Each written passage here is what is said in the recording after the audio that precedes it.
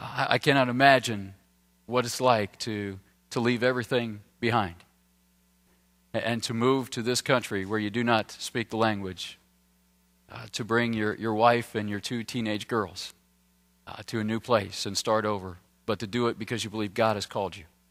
And I ask you to pray for this family as they transition and as they lead this congregation. And you know, I want to say thank you to the mother churches of these congregations. With Cincinnati Evangelical, Montana Avenue, and Pastor Dave Crawford, been such a help to that congregation and sharing your facility and encouraging them and walking alongside of them. Cincinnati Carthage Church and Pastor C.V. Spalding opening up their facility and their hearts. And God's been doing some great stuff in Hispanic ministry. At Springdale, we have Nueva Jerusalem with Pastor Arnaldo. And we're grateful to Springdale and Pastor Rick Harvey, and we're glad for that congregation that's meeting there. And now this year, we have another new one. Here at the Westchester Church, the Manaheim Church under Pastor Beto and his assistant Carlos.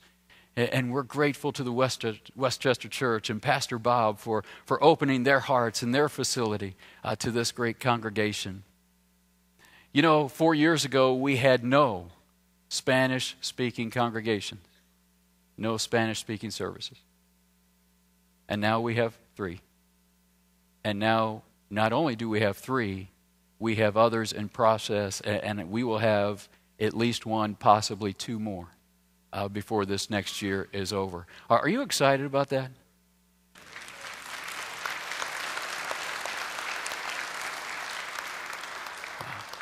Marlon King, our Hispanic Ministries Coordinator, has done an outstanding job, and we appreciate his service. This has been a burden on my heart. And this is an area of ministry that we have deliberately invested resources in. And here's why. If we are going to reach our communities, that means that our district family is going to be diverse culturally, because that's what our communities are now. As we talk and face the realities of a changing world, we have to accept the fact that we are more than what we used to be culturally. My children go to school alongside of kids who have come from India and Pakistan. And you know what? They don't think a thing about that. That's just the world they're growing up in. And that is the world that we live in. And I want to highlight multicultural ministries. And I think we've done that every year at District Assembly. And we will continue to do it, because I want to challenge every church on this district to ask the question, are we a reflection of our community? The community that God has placed you in, the community that God has called you to reach, when you look around your congregation on Sunday morning, are you really a reflection of that community? And if you're not, then you need to address that. You know, for years, folks, we've given money and sent resources and people to other countries to reach people over there. And God has blessed that. And the church has grown incredibly. And God continues to bless that. And I want you to continue to give. And we will continue to support. And we will continue to send. But at the same time, in this changing world, we must come to realize that many of the people that we were giving money to reach over there, they now live down the street from us. The world has come to us in so many ways. And it just seems to me, friends, that we should have as much passion about reaching them now that they're our neighbors as we did when they were in other countries. Are you with me? We ought to be just as excited and just as passionate about reaching them now that they're in our communities as we were when they were in other countries. And I'll just be honest with you, I'm going to wander off the page here and get myself in trouble. Won't be the first time, won't be the last. All right? We need to just separate ourselves from all of the contentious spirit and debates over immigration laws and all that stuff. And don't get me wrong, I'm not saying that it isn't a valid and needed conversation in that realm. Okay? And I understand that. As a country and politically, it is a valid and legitimate and needed conversation. I understand that. But as a church, when God puts somebody on your doorstep, your call is not to debate immigration laws. Your call is to love them and to serve them and to lead them to Jesus and quit worrying about the other stuff.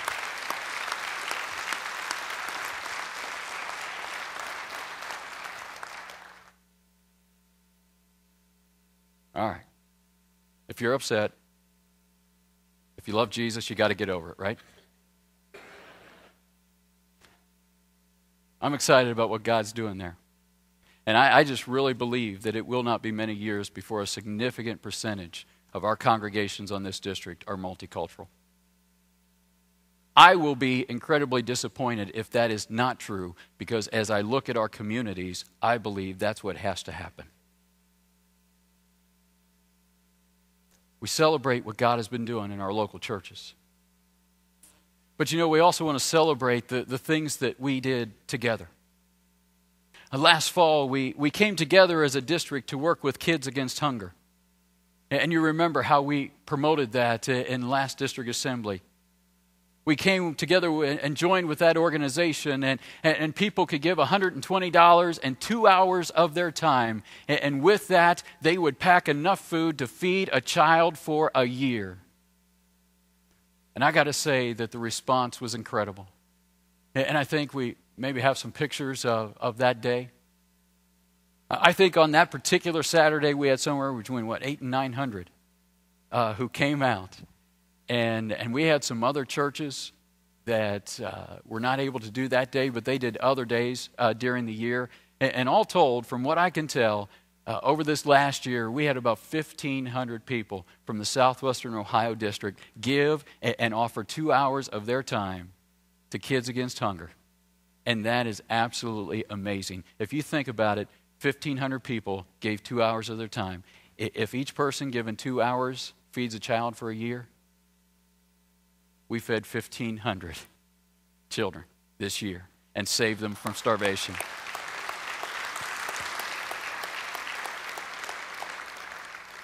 Over 250,000 meals were delivered to Swaziland, and I think there were some pictures there of the food actually being delivered in Swaziland for distribution in cooperation with Nazarene Compassionate Ministries. And we're just excited, and I am blessed by the response of our people. You took hold of that. You took hold of that, and you gave sacrificially, and you were excited about it. And there was such a great response that, and there's still such a great need. Still such a great need. 30,000 kids a day. Think about that. 30,000 kids a day die because they don't have food. And we have it within our ability. God has blessed us and gifted us enough that it should not and does not have to happen.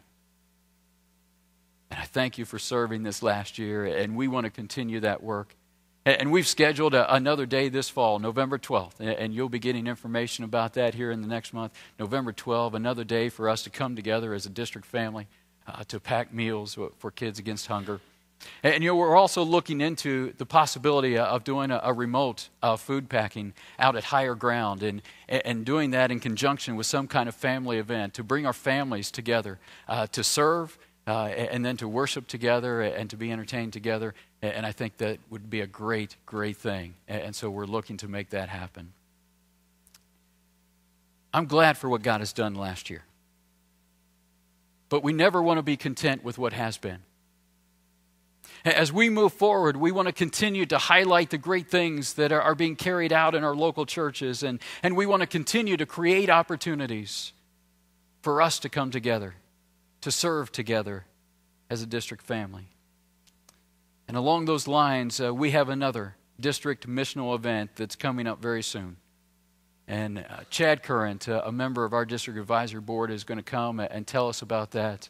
And as he's coming, I believe that there's a video that's going to introduce it.